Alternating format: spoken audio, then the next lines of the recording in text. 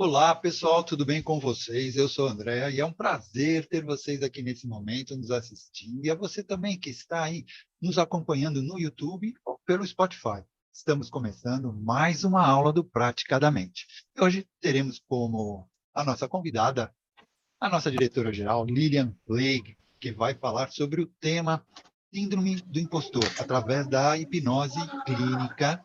Ela irá compartilhar sua experiência do uso da hipnose como ferramenta para que você possa potencializar a sua prática terapeuta. Então, vamos ter aqui um debate. Quem vai mediar esse nosso debate vai ser a nossa querida Lilian Flake. Mas antes de passar a palavra para a nossa palestrante, gostaria de lembrar a todos que estamos todas as mídias, como Instagram, Spotify, YouTube, Facebook e também no WhatsApp. E você que está aí nos assistindo no YouTube e gostar dessa aula, não se esqueça de dar o seu like e de se inscrever no canal e compartilhar, ok? E a nossa novidade de hoje é que nós temos um novo patrocinador, que é o Therapy. Therapy é uma plataforma de gestão para terapeutas que vai te ajudar a organizar seus clientes, serviços, tarefas e eventos. Tudo de uma forma simples e prática. E também você encontra nessa plataforma cursos que vão poder agregar muita informação a você. Ok? Lilian, agora eu passo a palavra para você. Olá, pessoal. É um prazer estar aqui reunido com os amigos novamente, né? Para tratarmos um assunto que, de vez em quando, é comentado entre nós aqui, né? Sempre surge alguém com essa característica, né? Que é a síndrome do impostor. E hoje nós resolvemos trazer o assunto como é possível tratar com a hipnose a síndrome do impostor, né? E para começar, iniciarmos aí o assunto, eu fiz uma pauta aqui para não me perder muito do assunto. Eu trouxe o significado de síndrome. Vamos lembrar que síndrome é um conjunto de sinais ou de características passíveis de despertar assim, insegurança, medo com relação a alguma causa definida, né? E esse termo, síndrome do impostor, especificamente, ele começou a ser usado no fim da década de 70. Então, uma síndrome, ela tem um caráter psicológico. E olha que interessante, a OMS não considera a síndrome do impostor como um problema de saúde mental, né? Apesar de existirem artigos que norteiam, né, que falam sobre a nomenclatura, né? É o pensamento ou o sentimento de impostor não é considerado uma doença mental. Bem, uma coisa que eu achei interessante, que foi feito um estudo pela psicóloga Gail Mateus, da Universidade Dominicana da Califórnia, nos Estados Unidos, e ela marcou, né, nos trouxe uma porcentagem de 70% dos profissionais bem-sucedidos com a síndrome do impostor. Olha que interessante, né? E teve uma outra pesquisa, em 2018, também interessante, chamada Sanity e Self, que mostrou que 64% das mulheres da geração Y são aquelas pessoas que nasceram entre 1981 e 1995. Né? Então, 64% das mulheres, elas possuem, no caso, né, em 2018 foi feita essa pesquisa, a síndrome do impostor, e em comparação com a geração anterior, que seria a geração X, né, que são as nascidas de 1965 a 1980, essa porcentagem diminui. Ela vai para 46% das mulheres. Por que eu estou falando mulheres? Porque, normalmente, a síndrome do impostor ela é apresentada em mulheres. Né? Por quê? Né? Aí a gente vai entrar na parte cultural. Né? As mulheres, normalmente, elas vão recebendo aí sugestões de que elas não têm competência ou capacidade de desempenhar determinadas funções. Então, elas vêm recebendo essas sugestões ao longo da vida e quando ela chega numa posição, aquilo ali fica em looping na cabeça dela e ela, muitas vezes, ela não se acha adequada, né? Então, assim, eu anotei outras coisas interessantes dos tipos de síndrome do impostor, mas antes eu gostaria de perguntar aqui se vocês já passaram por essa síndrome ou se vocês trataram alguém com essa síndrome. Eu confesso que eu tive essas características, de síndrome do impostor em diversos momentos da minha vida, em que eu tive que olhar para essa situação e ressignificar e mudar esses sentimentos que brotam na gente, né? Que é você achar que você não é bom o suficiente, que você não está adequado para aquela situação. Então, assim, isso falando da minha pessoa, fora outras pessoas que eu já lidei, que eu já tratei. Então, eu gostaria de saber se vocês aqui já trataram, ou se vocês têm alguma experiência, ou como vocês podem contribuir com relação à síndrome do impostor. Tá todo mundo com a síndrome, né? Eu estou achando, todo mundo está Ninguém com a fala nada. síndrome. Porque você sabe, André, que uma das características da síndrome do impostor é o perfeccionista. Olha aí, o perfeccionista, ele nunca está satisfeito com o trabalho dele, ele acha que pode ser melhor, né? Ele tem a tendência de focar, em vez de focar nos pontos fortes, ele fica procurando os defeitos, né? E procurando os erros e as falhas. Então, o perfeccionismo é uma característica da síndrome do impostor. Olha, Lívia, tem diferença entre o perfeccionista e o detalhista com relação à síndrome? Eu queria saber de você, se tem alguma diferença entre o perfeccionista e o detalhista com relação a essa síndrome. Olha, o perfeccionista e o detalhista são características, sim, do síndrome do impostor. No que sentido? É quando aquilo ali se torna um obstáculo para ele executar a tarefa dele. Existe perfeccionismo, existe detalhismo, né, uma pessoa detalhista, porém, quando aquilo cresce muito e ela atrasa, ela se enrola, porque ela não consegue desempenhar a função, aí você já está caindo, a pessoa está caindo na síndrome do impostor. E a Sônia aqui no chat disse que ela teve um atendimento essa semana, dizendo, né, que a pessoa tem assim. E ela ainda diz que, com relação às características, ela se cobra demais a perfeição. Né? Então, é uma característica. Quando isso atrapalha o desempenho profissional e, às vezes, até do relacionamento. Tá? Quando nós estamos falando de profissão, mas, às vezes, a pessoa se separa porque ela também entra numa outra situação dela se achar inapropriada ou não ser o suficiente para outra pessoa do relacionamento. Isso também faz parte da síndrome do impostor. Uma outra, além de perfeccionismo, é o super-herói. Com esses indivíduos, eles se sentem inadequados. Eles se sentem compelidos a trabalhar o máximo possível. É aquela pessoa que ela faz o máximo, ela se exaure, porque ela acha que ela tem que ser o melhor. Então, veja bem, é somente quando a síndrome sai do controle. Então, o super-herói ele se sente inadequado, essa característica, né? Enquanto o perfeccionista, ele tem tanta perseguição em ser perfeccionista que isso gera nele uma ansiedade. A pessoa, às vezes, chega na clínica com ansiedade com relação ao trabalho dela, uma ansiedade, na identificação, às vezes, nessa ansiedade, tem um síndrome do impostor aí, que ela, às vezes, não se percebe. Entendeu? O especialista também é uma outra característica, um outro tipo. Especialistas são as pessoas que estão sempre tentando aprender mais e nunca estão satisfeitas com o seu nível de compreensão. Embora sejam frequentemente altamente qualificadas, elas subestimam.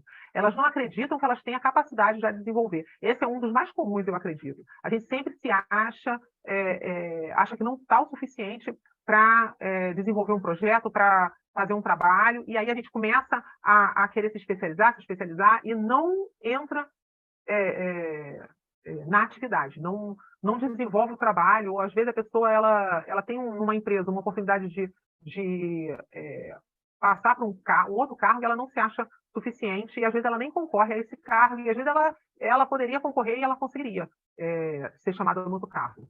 E nós, como terapeutas, tem muitos terapeutas, eu conheço muitos, capazes, você conversa, a pessoa sabe muito, a pessoa consegue classificar, consegue fazer um monte de coisa, só que ela acha que ela tem que estudar mais, ela acha que ela ainda não está suficiente, e aí ela não atende, ela não trabalha, porque ela se sente ainda sem... porque o que acontece? Você tem uma qualificação, a gente nunca vai saber tudo.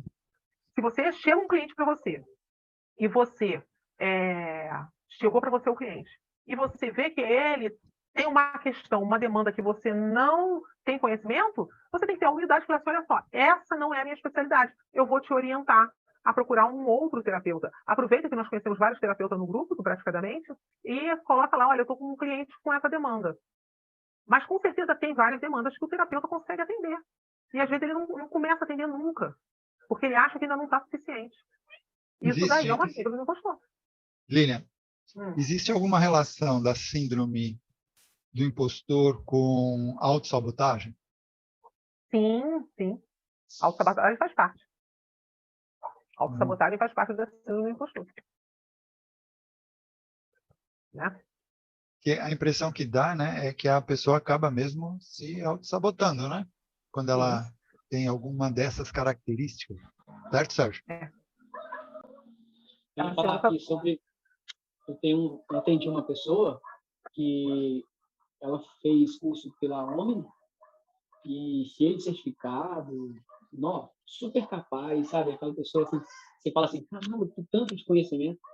Aí eu perguntei, ela falou assim, não, só onde você está atendendo? Ela falou assim, não atendo não. Mas como assim você não atende? Não, nossa, para a gente atender, a gente tem que estar preparado, a gente tem que estar, né, disposto ali e tal.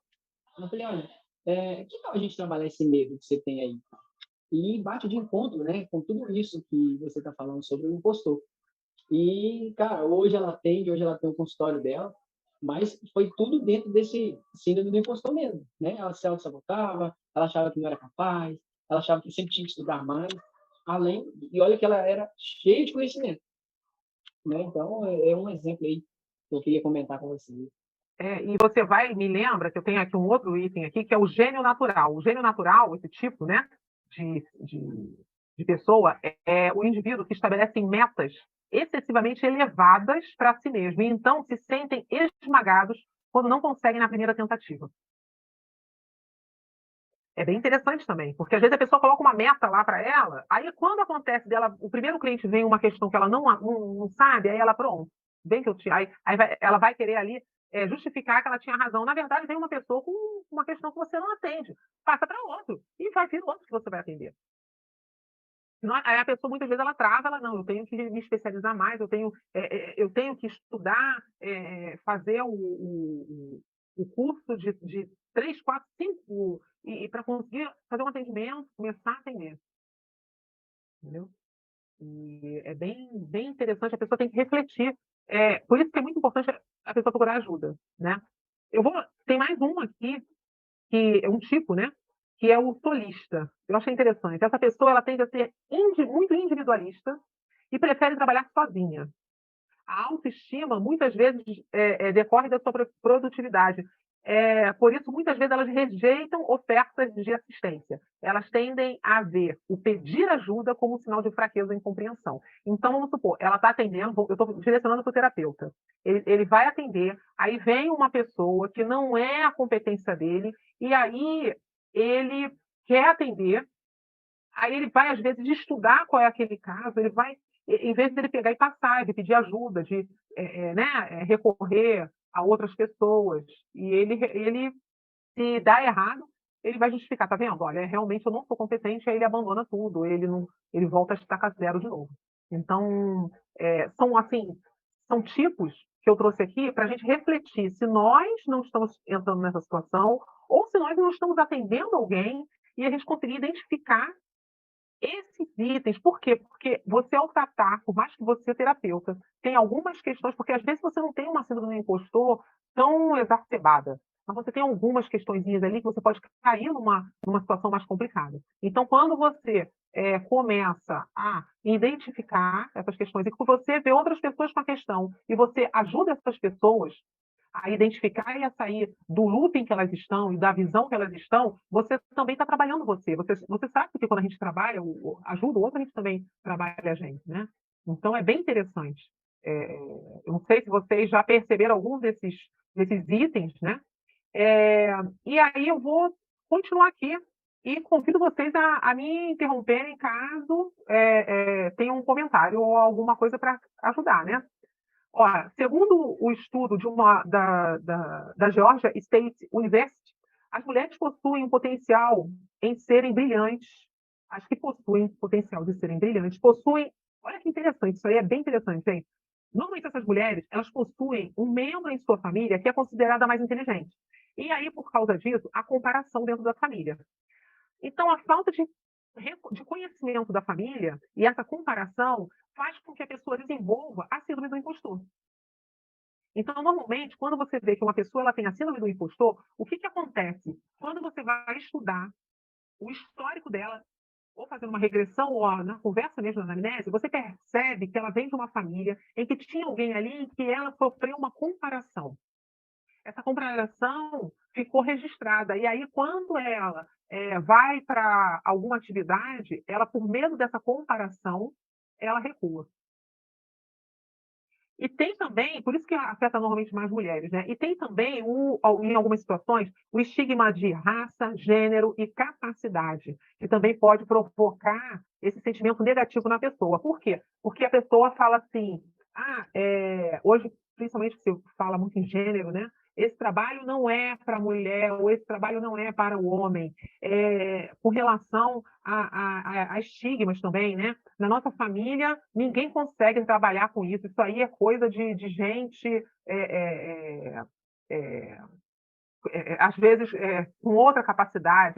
Tem várias situações que talvez vocês possam até ter visto alguma situação desse sentido, de que você vê, percebe que aquela pessoa ela sofreu ela passou por situação de comparação e ela não se acha capaz. Na minha família ninguém tem nível superior. Lilia, eu tenho uma cliente e realmente está acontecendo isso.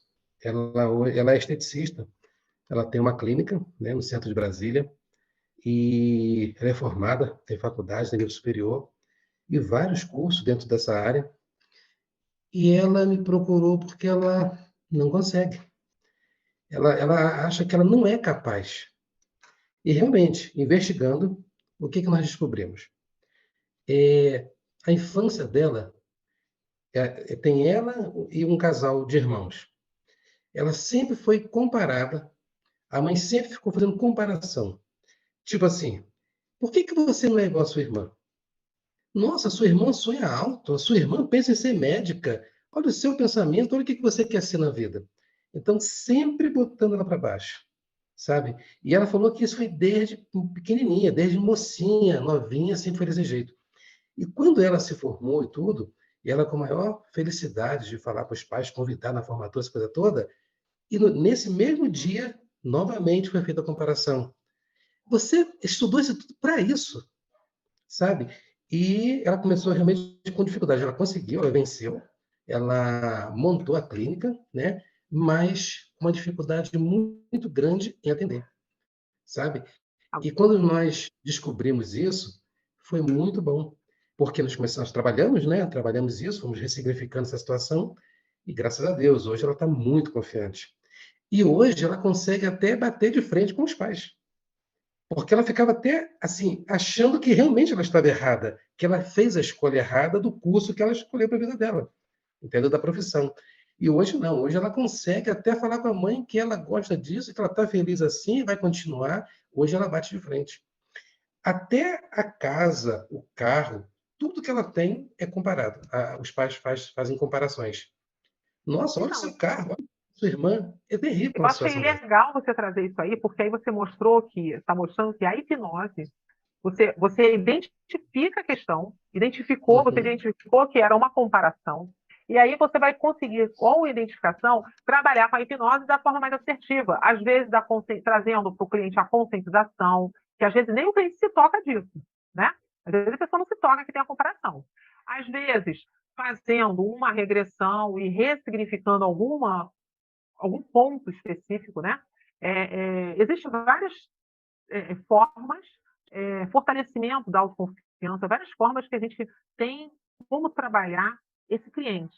Então, assim, cada caso é um caso, mas o legal é perceber que, ao procurar ajuda, você consegue fazer a modificação, né? Você vê essa menina que você falou, ela foi em busca de ajuda, né? Porque isso começa a gerar o quê? Ela vai começar a não ter produtividade. Ela não se cuida, né?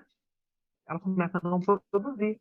ela começa a cair a qualidade do trabalho dela, uma série de consequências, né, desagradáveis que ocorrem, mas a pessoa tem que procurar ajuda. Ela Né? começa a se achar inferior realmente, né? É inferior a todos e a tudo, né? Então, realmente, isso é uma situação muito séria, né? E vai desencadeando outras coisas, né? Que aí a autoestima vai sendo comprometida e uma série de outras situações, né? Exatamente. Aí cai no que eu trouxe aqui também, que são as consequências. O que são as consequências? O medo, o estresse, a vulnerabilidade, a constante tensão e tristeza que a pessoa vai se munindo. Então, veja bem, se ela não cuida disso, quando ela começa a identificar, né, opa, tem alguma coisa errada, ela começa a entrar num processo muito mais sério, Uhum. né?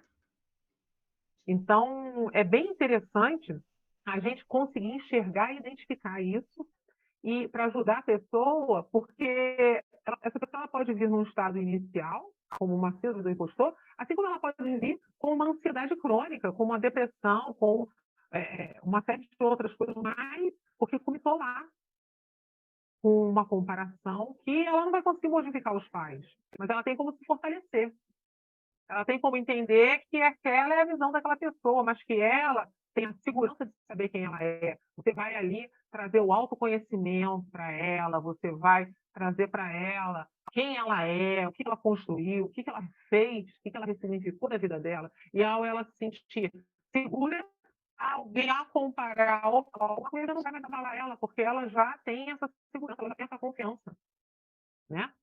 A gente só se sente abalado quando a gente não tem solidificado o que nós somos realmente. Aqui nós viemos. Qual é o nosso objetivo?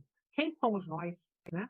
É bem interessante essa situação que você trouxe, porque é algo muito comum. E eu acho assim, bem interessante porque a pessoa ela começa a acreditar que ela não merece ser feliz. Porque ela entra numa situação crônica que ela começa a acreditar que ela não merece aquilo. Aí ela começa a achar que até o dinheiro que ela ganha, ela não merece. E ao ela achar que ela não merece, entrar no não merecimento, o que vai acontecer? Ela vai começar a se sabotar, se afastando, de repente, de um marido ou uma esposa forte da pessoa, porque ela não se acha merecedora, e aí ela vai arrumar texto e vai acabar se separando. Ela vai ganhar o dinheiro e vai torrar o dinheiro dela, porque ela não se acha merecedora. Então, Durante o assim, tratamento, é, desculpa, pode durante o ir. tratamento, eu fui mostrando para ela as conquistas que ela foi adquirindo, entende? Porque, realmente, o bom é que ela, mesmo tendo esse sentimento, ela ainda teve força de vontade de continuar. Mas, assim, só Deus sabe como, né? E ela não percebia as conquistas. Ela não conseguia perceber que ela conseguiu montar uma clínica no centro de Brasília. Ela não conseguia perceber que ela tinha clientes que elogiavam o trabalho dela. Então, isso vai acontecendo de uma forma em que ela não percebia, sabe? E com o tratamento, ela foi começando a entender isso, ela foi começando a perceber que ela era capaz, que ela tinha condições, que ela podia fazer isso, entendeu? Então, foi bem interessante, foi muito legal Quer dizer, essa descoberta. você fortaleceu as bases dela. Veja bem, Isso. você mostrou para ela, você trouxe para ela o autoconhecimento, ela se conhecer quem ela é, a construção que ela fez, ao fortalecer a base dela, aquilo que outras pessoas falam já não vai agredir e não vai incomodar tanto, desestruturando ela, não é isso? Isso. Então, Isso mesmo. a função, o papel de nós, terapeutas, é exatamente isso. Quando vem o cliente, é nós fazermos isso. E nós temos também que tomar cuidado, porque nós somos seres humanos, em que, às vezes, nós vamos receber uma crítica, principalmente nós que estamos de frente com a internet, nós vamos receber uma crítica, um comentário, e essa crítica, esse comentário, pode abalar. Muitas pessoas são abaladas por críticas e comentários maldosos. Então, nós temos que ter a convicção de quem somos, a que viemos, o que nós estudamos, como nós nos construímos, e ao termos essa certeza, essa convicção, quando alguém fizer uma crítica, um comentário, a gente saber refletir e se posicionar. E, caso a gente não consiga, procurar ajuda. Porque um olhar de fora nos dá força, né? Nos dá segurança, nos dá base para a gente prosseguir. E isso é muito bom, né, Lilian, com relação ao autoconhecimento. Quando uma pessoa se conhece, ela consegue enfrentar essas críticas com mais tranquilidade. Fizeram uma pesquisa uma vez, que era o seguinte, pegavam uma pessoa, né, na repartição, e 3 pessoas, combinado com 3 pessoas, ela passava, a pessoa, nossa, você engordou. Aí passava na segunda pessoa, a pessoa falava, nossa, você engordou. Passava na terceira, nossa, você engordou. 3 comentários iguais, a pessoa achava que era certeza que ela tinha engordado. E fizeram o contrário também. Nossa, como você emagreceu, como você está bonita. Nossa, você... E também 3 comentários era o suficiente para criar uma convicção. Né? Então, imagina uma pessoa que vem já recebendo críticas comparativas dos pais, né? Que já são 2, porque o pai e a mãe já são 2 pessoas. Uma terceira pessoa de fora fazendo já é certeza que eu sou realmente menos, entendeu? Então, é muito complicado isso para a pessoa lidar, porque ela não tem um referencial dela com ela mesma para poder confrontar essas críticas. As pessoas vivem tão no automático que elas acabam não confrontando. Que nem eu passei muito tempo entre eu começar a estudar e ir para a televisão, foram 7 anos, para eu, da televisão, lançar meu livro, foram mais 6 anos. Mais 5, né? Porque eu não me sentia pronto para lançar um livro. Tem sempre aquele medo, tipo, vou lançar esse livro e vou levar paulada de psicólogo, vou levar paulada de um monte de gente. E foi estranho, porque eu estava esperando a paulada e nunca veio, né?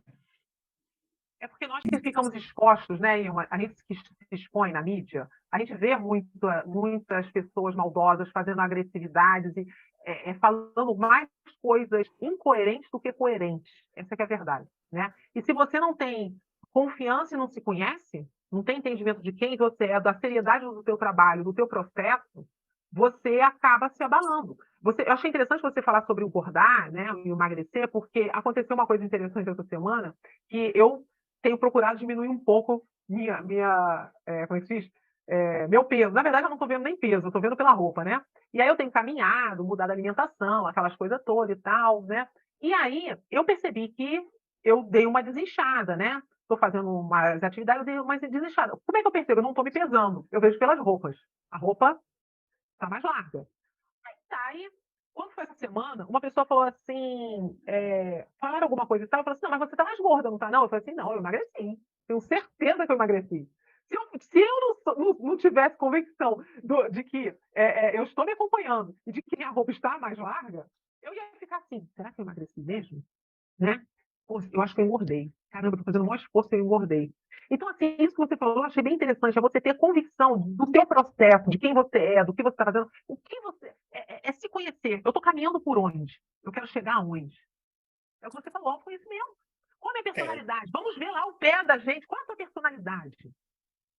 Exato. Porque, assim, eu acho muito interessante isso, que nenhuma pessoa que tem as unhas dos pés visíveis, por exemplo, acredita mais nas próprias verdades. Então, ela dá pouca atenção para as verdades dos outros, né? E quando ela cisma que é de um jeito, putz, você pode provar cientificamente para ela que está errado e ela vai continuar batendo o pé e pronto, acabou. Né? Agora, aquela pessoa que tem a unha pequenininha, ela já acredita muito mais nos dogmas sociais. Então, o que os outros falam dela, o que os outros vão pensar dela, interfere mais na vida dela. Então, assim, quando você lida com seres humanos, né, você também tem que ver um pouquinho esse lado dele. Que histórico aquele ser humano tem? É um ser humano que chegou para você com o peito estufado para frente ou ele chegou com o peito encolhido, enfiado lá no fundo? Os ombros dele estão soltos ou estão arqueados para cima, numa situação de medo? Né? O corpo dele já está falando o que ele está sofrendo. Se você souber interpretar um pouquinho isso, você já consegue trabalhar aí N coisas sem entrar muito na síndrome. Porque assim, eu não gosto muito de colocar síndrome ou trauma de, ou assim, uma classificação. Porque a classificação, num primeiro momento, pode trazer um alívio para a pessoa, no segundo momento, vira a muleta dela pro resto da vida. Porque ela não tem que sair daquilo, entendeu? E aí você me faz o seguinte, eu vou trazer uma coisa que eu exatamente sobre isso que eu para falar aqui. Devemos ressaltar aqui que ninguém é de forma fixa, e sim está numa situação, ou seja, ninguém possui permanentemente a síndrome do impostor. São apenas conjunções de estar que podem ser facilmente alteradas com a ajuda de um profissional preparado. Na verdade, Isso que o Ivo falou é bem importante. O rótulo. A gente tem que tomar cuidado com rótulos. Quando vier um rótulo, você pegar e analisar.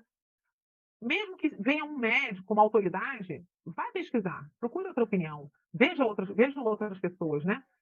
Porque se você se deixar rotular, você pode cair nessa situação de, e aí, dependendo da personalidade, a pessoa acaba entrando num medo, numa ansiedade, numa depressão, entra numa série de situações, né? Então, assim, a gente tem que tomar muito cuidado exatamente com isso que você falou. Quando a gente fala síndrome, veja bem, síndrome são características. Não quer dizer que você tenha todas as características. Não quer dizer que você esteja com isso. Às vezes você está com uma situação que, se você alimentar essa situação negativa pode crescer e atrair e trazer outras situações negativas. Então, o ideal é identificar e sair dela. E às vezes quem está ali te rotulando nem tem conhecimento de causa. Às vezes está falando por falar. Se você não estiver realmente atenta, como você bem colocou aí, você se deixa levar por essa opinião e cria um problema, né? E, Exatamente. Josué, eu estou lendo um livro agora chamado A Visão Tântrica de Osho, né? E Osho, numa parte desse livro, ele compara o ser humano ao céu. Ele fala: o ser humano é o céu azul, é a parte azul do céu. As nuvens são coisas que passam. Mas o céu azul teve lá antes de você e vai estar lá depois de você. E o céu nunca é igual. E mesmo o céu extremamente nublados, preto, de nuvens carregadas, se você passar por cima das nuvens, ele vai estar azul, né? Então ele fala o seguinte: o ser humano muitas vezes se identifica com as nuvens, e ele não pode se identificar com as nuvens, porque ele não é, assim, o ser humano é muito maior do que as nuvens. O ser humano é igual ao céu, ele sempre vai ser. Então, existe uma condição de ser e estar. A gente não pode se confundir com isso. Cada vez que você se conhece mais, você passa a ser mais você e estar menos influenciado, e também percebe que esses estados momentâneos não são estados fixos. Existe, sim, uma parte sua que é fixa, mas essas partes que são boas, ruins, tristes, assim, as emoções, elas são nuvens, elas passam. Então, eu achei muito bonita essa colocação dele. Eu nunca tinha parado para analisar isso, né? Às vezes a gente esquece um pouco e se confunde como um estado, como eu sou. Não, é só um estado. Você não é aquilo. Você Muito está. profundo isso, né? Exatamente É isso. muito profundo. Agora, eu separei também, que eu achei interessante, de 3 principais crenças, que é muito ressaltada quando se fala em síndrome do impostor. Normalmente, essa pessoa ela tem crença, essas 3 crenças, né, que a pessoa tem, com relação à capacidade dela. Ela normalmente ela correlaciona ao saber algo, né, saber fazer algo, né, a capacidade. Ela acredita que a capacidade dela, de repente, não é suficiente para fazer algo, né? Tem a crença da identidade, que são relacionadas à forma de como nós enxergamos a nós mesmos, né? A pessoa, ela normalmente ela acredita que ela é tímida, aí ela age como tímida. Aí ela acredita que ela é extrovertida, aí ela age como extrovertida. Então, ela tem uma crença numa identidade. Eu sou assim, eu não vou, então eu ajo assim. Então, são crenças que a gente pode identificar também quando está lidando com uma pessoa que às vezes ela não sabe que ela reúne essa síndrome, mas nem você vai diagnosticar, mas você vai poder trabalhar a pessoa que ela vem com essa mentalidade. Uma crença também em merecimento. Normalmente é a mais forte que a gente vê, né? Que ela é a merecimento relacionado a acreditar que ela não é merecedora de tal relacionamento, ela não é merecedora daquela quantidade, daquela quantia de dinheiro, e aí ela acaba com tudo. Ela, por ter a crença de não merecimento, né, com relação ao merecimento, ela acaba também entrando numa situação negativa, né? Então, assim, essas 3 crenças, com relação à capacidade da pessoa, com relação à identidade, ao merecimento, normalmente se ressaltam quando estamos nos falando da síndrome do impostor. Não sei se vocês já repararam isso. Eu ia te fazer até essa pergunta mesmo. Se a síndrome do impostor, se ela atua nessa área também do relacionamento, do sentimento, Sim. né? Porque eu peguei uma cliente ontem, e olha só que interessante. ela foi adotada com 6 dias de nascida, né? Com 5 anos, ela descobriu que foi adotada. A mãe contou. E foi um traumazinho para ela, né? E ela me falando que hoje ela está com 29 anos. E estava falando que, com 5 anos, ela já percebia que ela era diferente na forma de se vestir, na forma dela brincar, se expressar, né? É uma menina e mais voltada para o lado masculino. Bom, resumindo, quando ela foi crescendo, sofreu bullying na escola, então, além dela sofrer esse trauma da adoção, desculpa, além dela sofrer o trauma da adoção, ela sofreu bullying por se vestir do jeito que ela se vestia, igual um menino. Então, ela é chamada de Maria João, aqueles apelidos, aquelas coisas, né? E, com 16 anos, ela abriu o jogo para a família. Eu gosto de meninas, né? E, com isso, ela foi expulsa de casa. Olha, Então, ela sofreu uma segunda rejeição. Ela já sentia a rejeição de ter sido adotada, né? Largada e abandonada pela mãe, e a segunda rejeição quando os pais botaram para fora, a família toda contra, porque ela se apresentou como homossexual, né? E, e hoje ela tem um sério problema com o relacionamento, ela se trava. Hoje ela não consegue se relacionar. Ela fala que se trava, ela fica ali completamente travada, presa diante da companheira, né? Então, podemos dizer que isso, ela está sofrendo a síndrome do impostor? a gente não Eu pode acho, rotular, como o Irmo falou, a gente não pode rotular, né? Fala, Irmo. mas eu acho aí, Josué, que o buraco é mais embaixo. Se você pegar o livro O Corpo Guarda Suas Marcas, você vai perceber que traumas infantis criam uma dissociação, né, na pessoa entre a mente e o corpo. Então, um trauma dessa origem gera uma dissociação. Então, a pessoa ela não ela enxerga o que ela tem que fazer com o corpo dela, mas ela não vivencia visceralmente o que ela está fazendo com o corpo. Então, ela vive como se estivesse sempre sendo uma atriz, né? Então, ela quer sentir uma coisa real e ela não consegue por causa do trauma. Então, aí, nesse caso, teria que ver o quanto esse trauma gestacional interferiu nesse processo do apego, né? Que seria do 0 aos 2 anos, né? O quanto ela teve de carinho, de atenção, com certeza ela deve ter problema de amamentação. Tudo isso gera N traumas na criança que hoje é estudado dentro da neurociência do apego.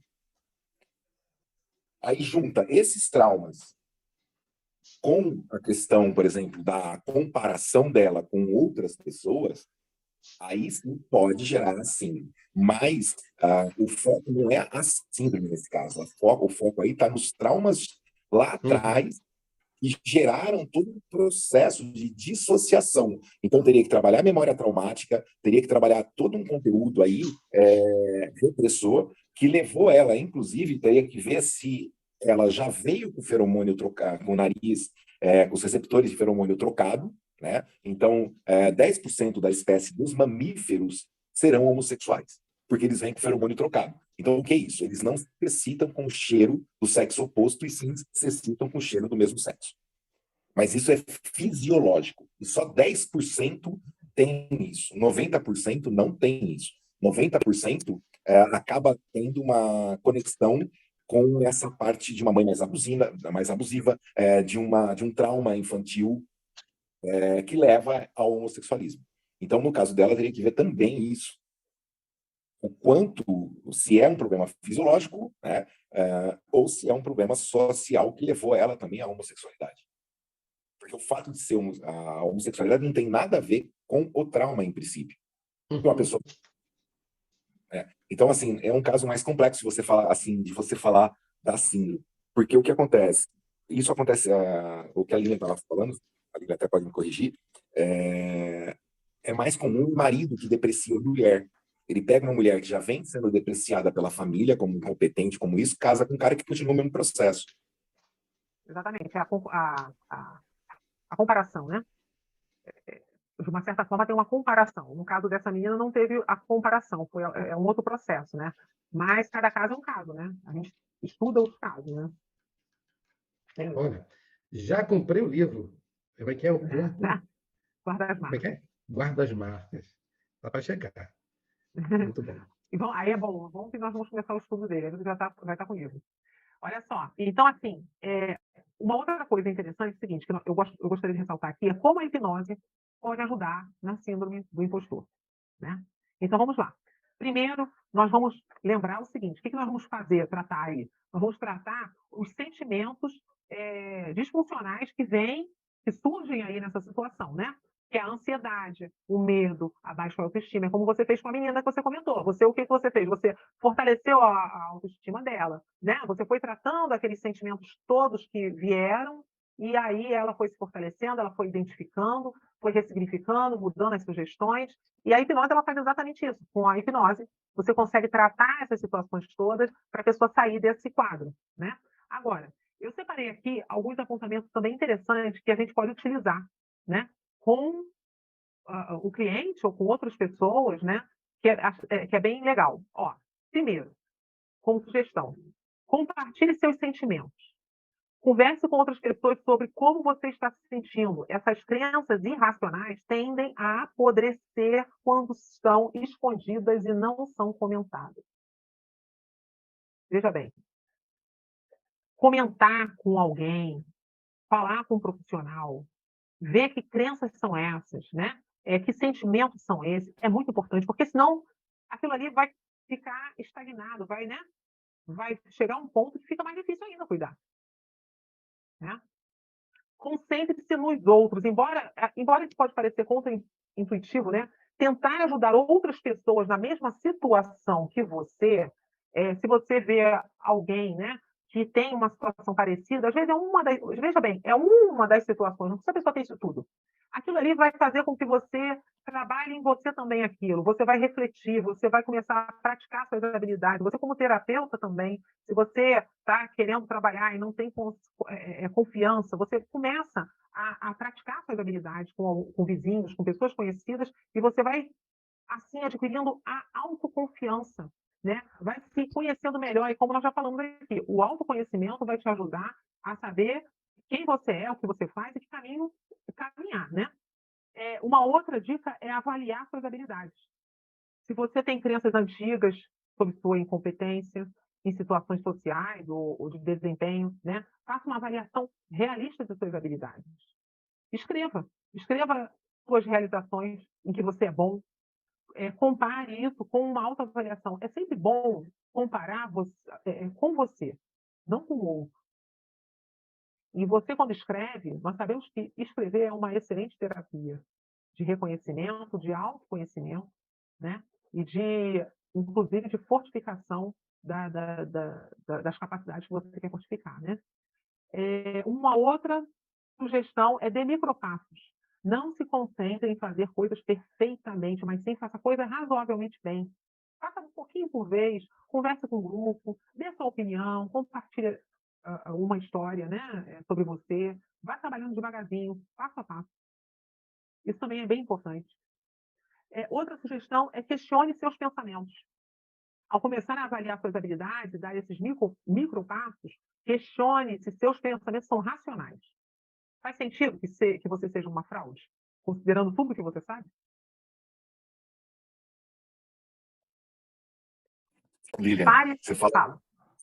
falando tudo isso, me veio uma parábola uma vez. Diz que um aluno estava cabisbaixo, o professor chegou nele e falou: o que aconteceu? Ele falou assim: professor, eu não me sinto capaz de fazer uma prova boa, de tirar 10, eu não me sinto assim, né? E eu estou meio angustiado. O professor pegou, tirou o anel, virou para ele e falou assim: vai no mercado e vê se você consegue vender esse anel para mim por R$ 100. Não aceite menos que R$ 100 nesse anel. Aí ele catou o anel e foi, né?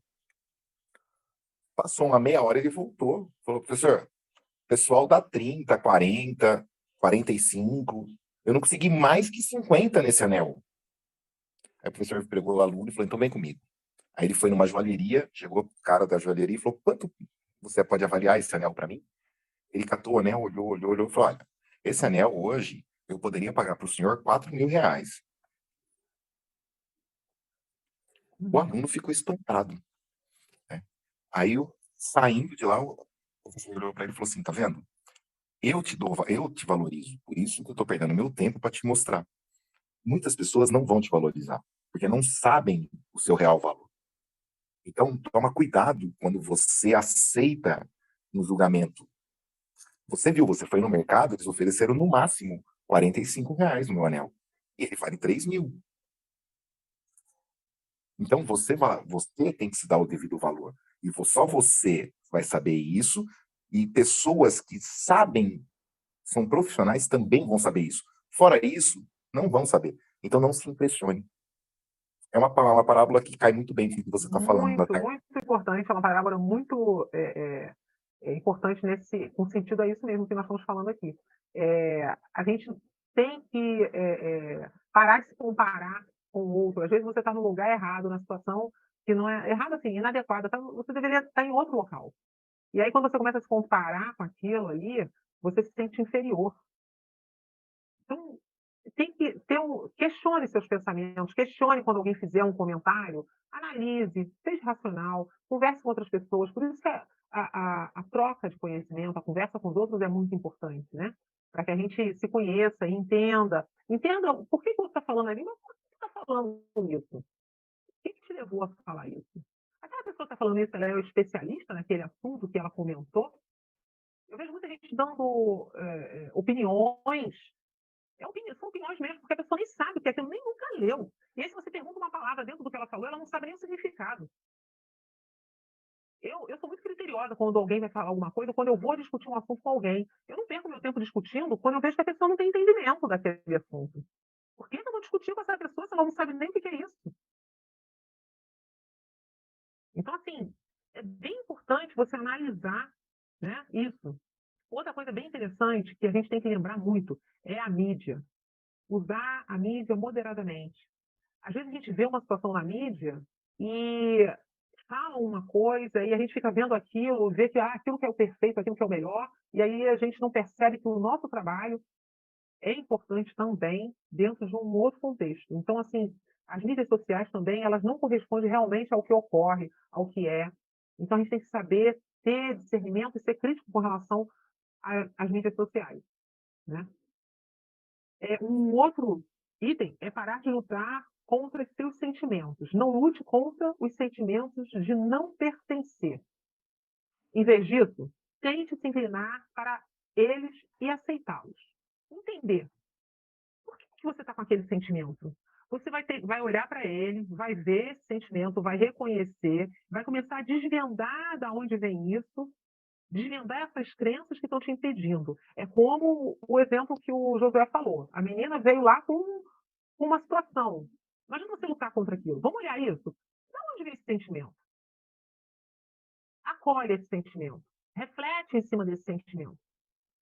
E aí, em cima disso, às vezes esse sentimento vem de alguma pessoa que falou, como nós falamos aqui, o peso da infância de algumas palavras de algumas pessoas, que a gente carrega e nem lembra que carrega. E aí, quando você está adulto, você já está mais do que qualificado, você já está carregando aquele peso. Então, você, ao olhar aquele sentimento que vem, analisar, você vai ver que vai conseguir fazer a mudança, né? E outra coisa também é recuse-se a deixar que isso retenha você, que isso pare você, né? Continue indo, não se interrompa. Quando você sentir que você não pertence, não deixe que isso impeça de conseguir seus objetivos. Olhe para isso, entenda e continue o seu caminho. Tem muita gente que para. A pessoa estava fazendo... Eu conheço hoje eu conheço muitas pessoas que se formaram, estavam como bons terapeutas, fazendo um trabalho bacana e recuaram. Desistiram. Assim como outras profissões, tá? Eu estou falando terapia porque eu trabalho com terapia. Porque elas... Mas é só se olhar, uma faculdade de Direito, né, hoje forma aí 200 alunos. Dos 200, depois de 5 anos, quantos são realmente advogados? E desses que são advogados, quantos permanecem por 10 anos? Então, assim, quando a gente começa a olhar esse tipo de coisa, você fala assim, peraí, tá, eu fiz terapia, eu tô pensando em fazer isso, mas eu não estou sentindo... Não tem problema também. Usa para você, né? O grande vantagem da terapia é que é igual comida. Se você não conseguiu vender, você come. Então, exatamente. Né? O grande problema é que, às vezes, a pessoa estuda algo e não vivencia o algo que ela estuda. Né? Seria incoerente eu falar sobre os pés e não olhar o meu. Uhum. Seria incoerente falar de hipnose não verbal e eu não praticar, pelo menos, algumas técnicas em mim mesmo. Então, quando a pessoa né, tem um ditado árabe que fala que o melhor restaurante é aquele que o cozinheiro come a própria comida. E legal, assim, olha só, você pode ver, com tudo isso que nós, assim, conversamos aqui, olha que interessante. De uma certa forma, todos esses assuntos e sentimentos que aparecem na síndrome do impostor, veja bem, síndrome do impostor não é considerado doença mental. São características de que a gente tem uma inadequação. Então, todas essas características, de alguma forma, elas nos visitam ou nos visitaram em alguma vez, em algum período. Quem nunca? E aí, eu trago uma outra reflexão aqui. Sabe quem com certeza não tem a síndrome do impostor? O próprio impostor. Não tem o quê? A síndrome do impostor. Ah. O próprio impostor. Entendeu? Então, assim, de alguma forma, a gente sente, às vezes, uma certa insegurança, a gente sempre... vai ter um momento que você vai ficar assim, caramba, aí o que você faz? Conversa com outra pessoa, recorre, reflete, escreve. O que está passando isso na minha cabeça? Aí você escreve lá e reflete, medita em cima disso. Né? Então, assim, a gente tem que refletir que toda a situação, quando ela está no início, quando ela se apresenta de forma que te impeça de caminhar, que te impeça de desenvolver um projeto, de ir para o seu objetivo, vamos dizer assim, todas essas situações, você identificando no início, você parando para ver, você consegue resolver, você consegue dar a volta, vamos dizer assim. Agora, quando você não olha para isso, quando você deixa isso parado, como eu falei anteriormente, apodrece, e aí o problema fica pior. A gente tem que resolver enquanto está pequeno, né? Cuidar da plantinha aí enquanto ela está pequena, É para verdade. conseguirmos, né? Para conseguirmos ter sucesso. Então, deu para ver que a hipnose tem como ajudar uma pessoa que tenha síndrome como impostor, né? Síndrome do impostor. Né? Eu gostaria de saber se tem alguém que gostaria de trazer mais alguma participação boa para a gente começar a encerrar aqui, que eu estou vendo a hora aqui, já demos aqui o tempo. Alguém tiver alguma contribuição, fique à vontade. Dentro das características que a Lilian passou, né, se estão ouvindo isso hoje ou vão ouvir isso futuramente, a base para sair disso é o autoconhecimento, é a autoobservação, é o olhar para dentro. E isso, a hipnose é fantástica, né? Toda terapia que consegue reintegrar você com o seu corpo, com o seu estado mental, com as suas características, que você se sente seguro nelas, é a base para você superar isso. Né? Então, existe saída, não é tão complicado, e se dê o direito de questionar, em primeiro lugar, questionar os seus pensamentos, questionar o pensamento dos outros, e foi o que a Lilian falou, escreve, se você conseguir achar 4 qualidades, 3 qualidades suas, já é o suficiente. Porque se você achar, poxa, eu só penso coisas negativas, eu consegui fazer uma lista de 10 negativas e 3 positivas. Não é só você. Qualquer pessoa comum, se você falar, escreva 10 defeitos seus e 10 qualidades, você vai ver que as pessoas vão escrever muito mais os defeitos do que qualidades, porque elas foram treinadas para aquilo. Não é só você que foi. Tem um ditado que fala que é mais fácil você tacar fogo na grama do vizinho do que cuidar da sua. Por quê? Se você tacar fogo na grama do bairro inteiro e menos na tua, a sua é mais bonita do bairro. Mas isso não quer dizer que você cuidou dela, você só tacou fogo na dos outros. E se não conseguir resolver sozinho, procure ajuda. Né? Procure ajuda. É isso aí. É isso aí, André. Te passo a palavra aí. Gratidão à presença de todos. Muito obrigada pela ajuda e contribuição. É muito bom ter essa troca aqui, levar para as pessoas esse conhecimento. E Muito obrigada a todos que ajudaram aqui, que contribuíram, né? O André aí, vou passar a palavra para ele. Obrigado, Irmão, também, de ter finalizado aí com dizendo, né, o que da pessoa, né, de procurar tentar se autoconhecer, né, que eu acho que é isso aí. Muito, muito legal. Finalizou legal. Então, pessoal, estamos encerrando mais uma roda de conversa de terapeutas sobre o tema, né, do síndrome do impostor. E espero que vocês tenham gostado. Agradecemos muito a presença do nosso público que esteve participando aqui ao vivo, a nossa mediadora, Lilian Flieg, e também a todos aqueles que estão assistindo aí no YouTube ou no Spotify. Espero que tenham gostado e aprendido um pouco mais sobre essa síndrome. E para continuarmos evoluindo juntos, eu convido a todos para interagirem conosco, deixando seus comentários, sugestões e seus feedbacks, tá? Isso é muito importante para que possamos melhorar e trazer o melhor conteúdo para vocês, tá? Não se esqueçam de curtir, compartilhar e de se inscrever no YouTube e em nossas redes sociais. E assim juntos podemos fazer a diferença na hipnoterapia e transformar a vida das pessoas.